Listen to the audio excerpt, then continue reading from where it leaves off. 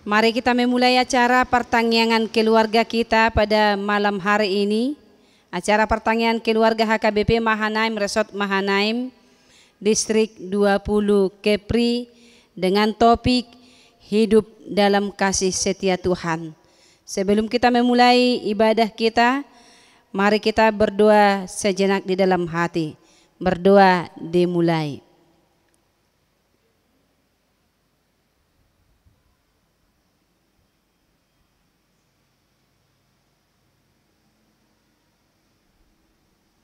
Amin. Mari kita bernyanyi dari buku Ende nomor 582 ayat 1.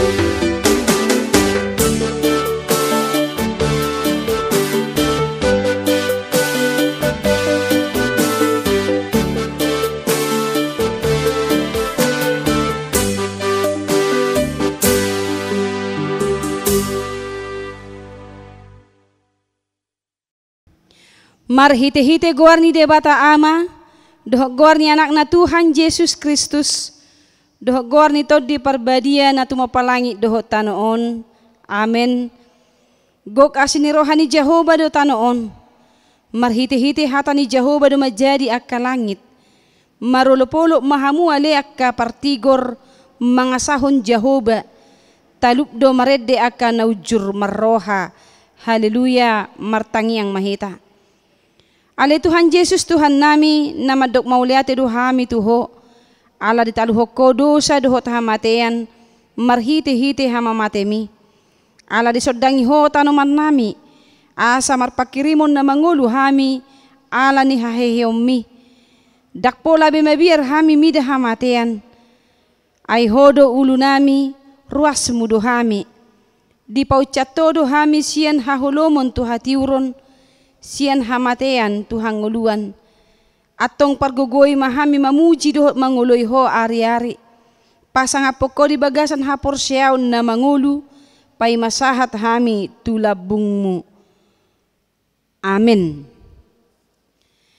Kita membaca epistel kita dalam bahasa Indonesia yang tertulis dalam kitab Mazmur pasal 106 ayat 1 sampai dengan ayat yang kelima. Kita baca secara responsoria. Haleluya. Bersyukur kepada Tuhan sebab Ia baik, bahwasanya untuk selama-lamanya kasih setianya.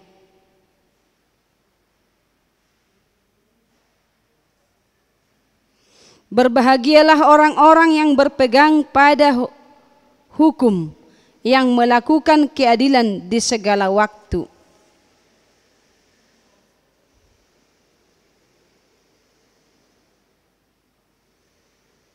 Kita sama-sama membaca ayat 5.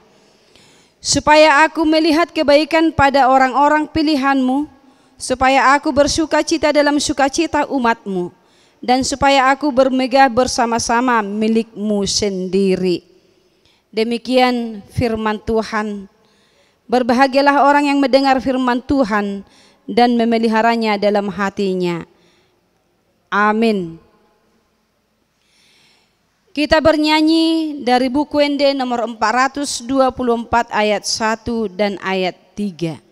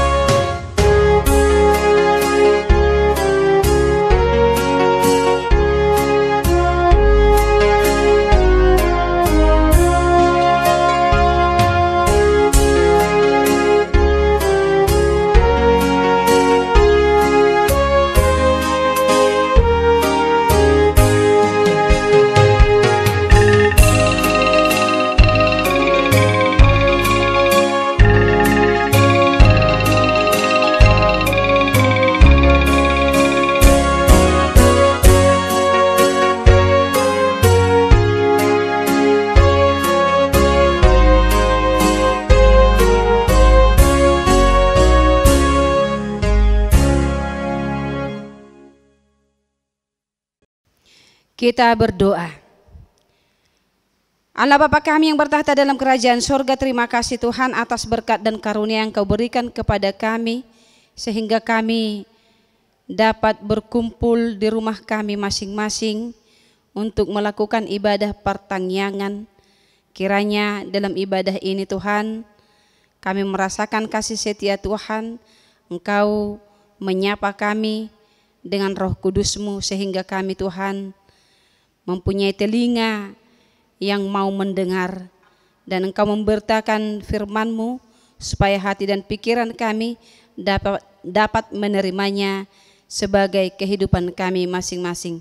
Dalam nama anak-Mu Tuhan Yesus Kristus kami mengucap syukur dan berdoa. Amin. Kita membaca firman Tuhan yang menjadi khotbah bagi kita dalam ibadah pertangyangan keluarga pada malam hari ini, yang tertulis dalam Kisah Para Rasul pasal 3 ayat 12 sampai dengan ayat 19. Dalam bahasa Batak, Ulau ni Apostel tolu ayat 12, sahat rodi ayat 10 sia. Saya akan membacakannya dalam bahasa Indonesia. Demikianlah bunyi firman Tuhan. Petrus melihat orang banyak itu lalu berkata, "Hai orang Israel, mengapa kamu heran tentang kejadian itu, dan mengapa kamu menatap kami seolah-olah kami membuat orang ini berjalan karena kuasa atau kesalehan kami sendiri? Allah Abraham, Ishak dan Yakub, Allah nenek moyang kita telah memuliakan hambanya, yaitu Yesus yang kamu serahkan dan tolak di depan Pilatus, walaupun Pilatus berpendapat bahwa ia harus dilepaskan. Tetapi kamu telah menolak yang kudus dan benar, serta menghendaki seorang pembunuh sebagai hadiahmu. Demikianlah ia pemimpin kepada hidup telah kamu bunuh, tetapi Allah telah membangkitkan dia dari antara orang mati, dan tentang hal itu kami adalah saksi. Dan karena kepercayaan dalam nama Yesus, maka nama itu telah menguatkan orang yang kamu lihat dan kamu kenal ini. Dan kepercayaan itu telah memberi kesembuhan kepada orang ini di depan kamu semua. Hai saudara-saudara, aku tahu bahwa kamu telah berbuat demikian karena ketidaktahuanmu, sama seperti semua pemimpin kamu. Tetapi dengan jalan demikian, Allah telah menggenapi apa yang telah difirmankannya dahulu dengan perantaraan nabi-nabinya, yaitu bahwa Mesias yang diutusnya harus menderita. Karena itu sadarlah dan bertobatlah supaya dosamu dihapuskan. Sampai di situ firman Tuhan. Saudara-saudara yang terkasih, dalam nama Tuhan kita Yesus Kristus, banyak orang terheran-heran melihat kesembuhan orang lumpuh dalam perikop ini. Mereka tidak habis pikir bagaimana kesembuhan itu dapat terjadi, padahal orang tersebut sudah lumpuh sejak ia dilahirkan.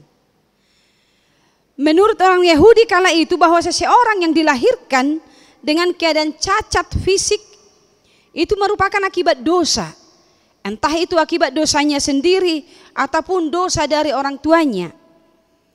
Namun satu hal yang pasti bagi kerumunan yang terjadi di bait Allah adalah di mana Petrus dan Yohanes menyembuhkan orang lumpuh tersebut. Tentu saja kedua rasul tersebut merasa tidak bermaksud seperti itu, sebab mereka sama sekali tidak memiliki andil dalam mujizat penyembuhan itu. Karena keduanya adalah hamba Yesus yang bekerja untuk melanjutkan misi kerajaan Allah di dunia ini.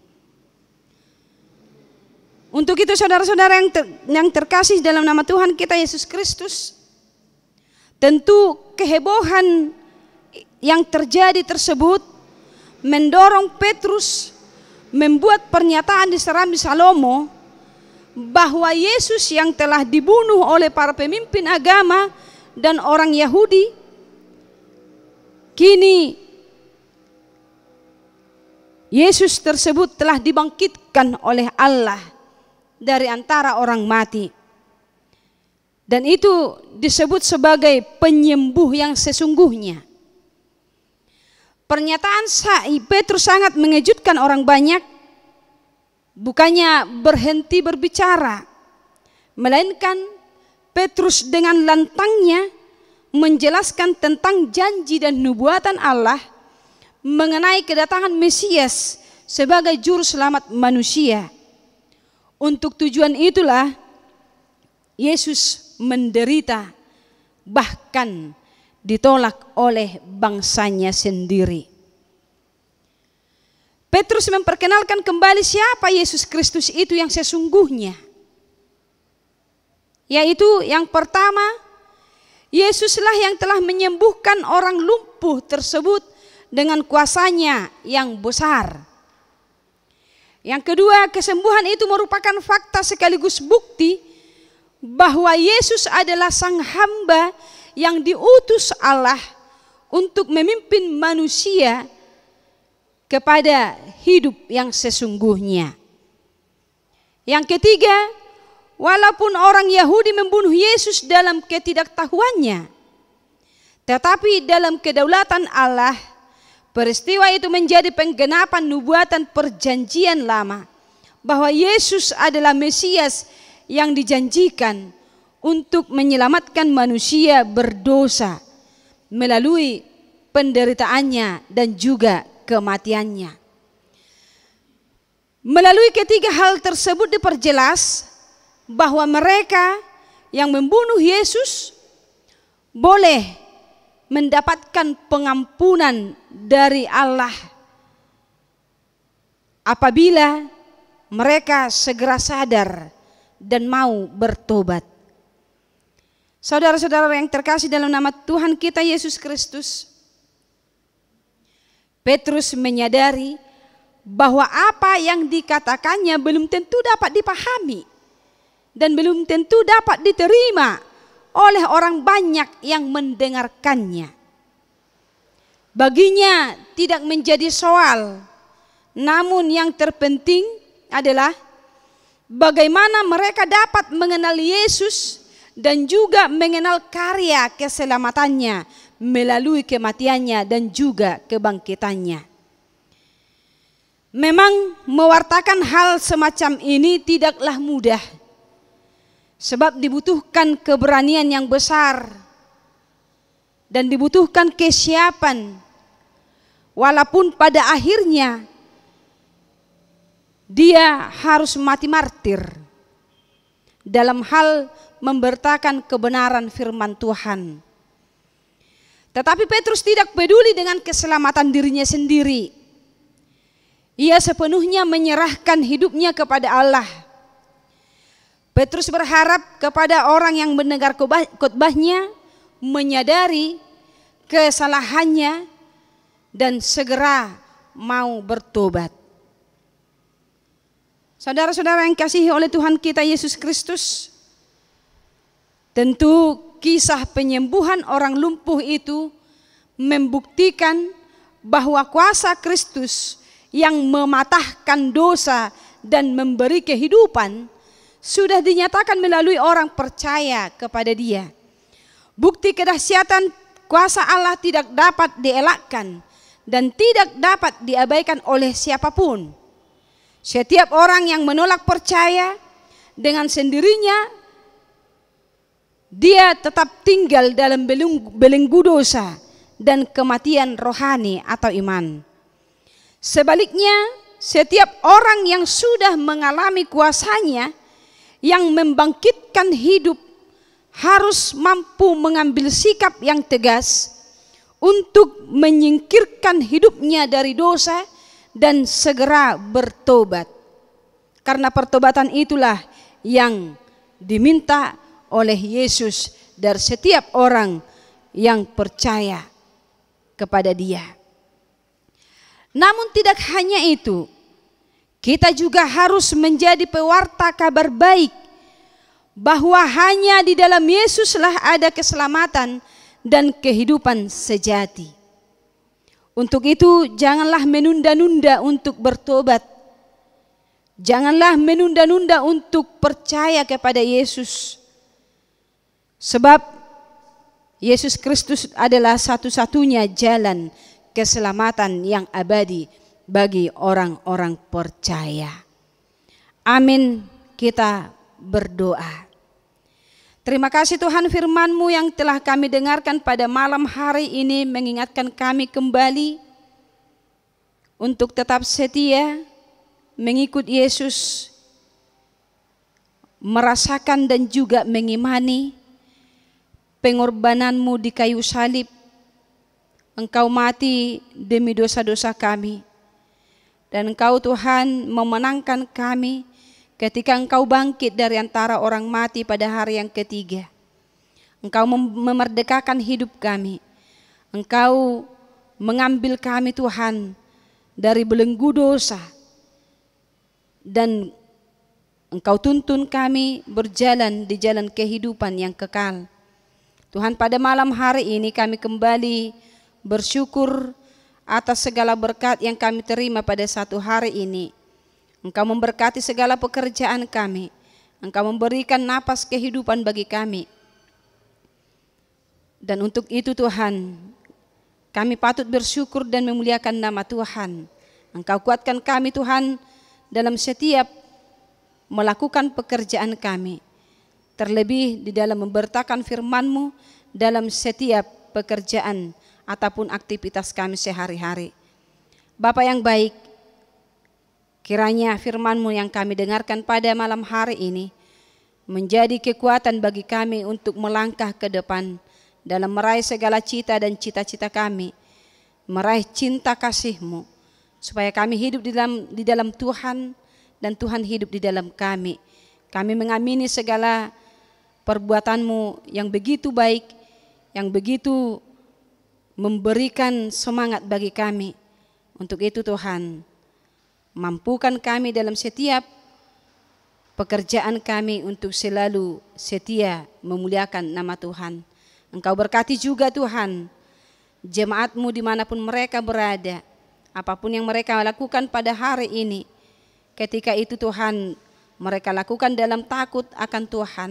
Engkau memberkatinya dan memberikan sukacita yang besar, sehingga keluarga lepas keluarga ataupun pribadi lepas pribadi boleh memuji Tuhan dengan senang hati dan dengan penuh keyakinan.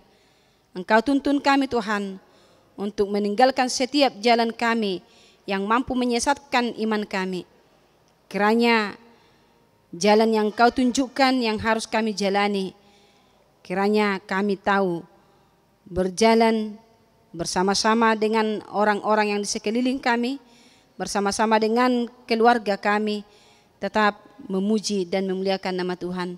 Dalam nama anak-Mu Tuhan Yesus Kristus, kami memuji dan memuliakan nama-Mu. Amin.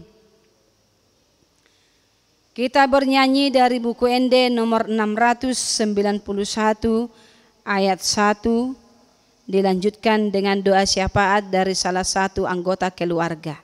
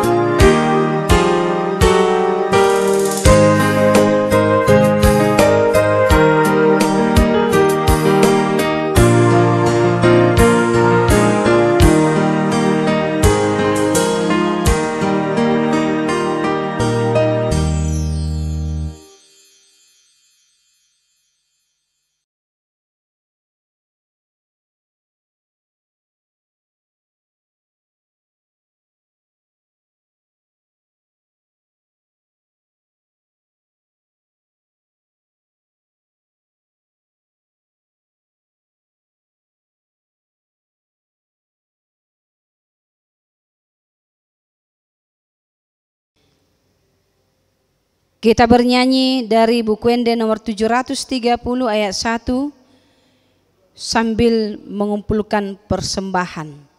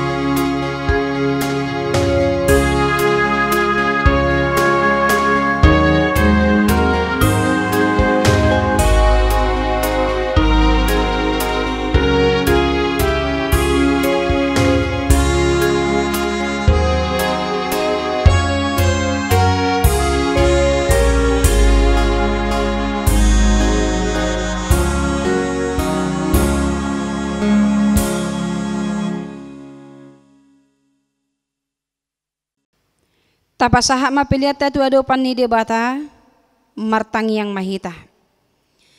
Ale debata amana mina di banua gijang hodo haroron ni salu silehon-lehon nadinggan doh nasa ulibasa na mauliutus.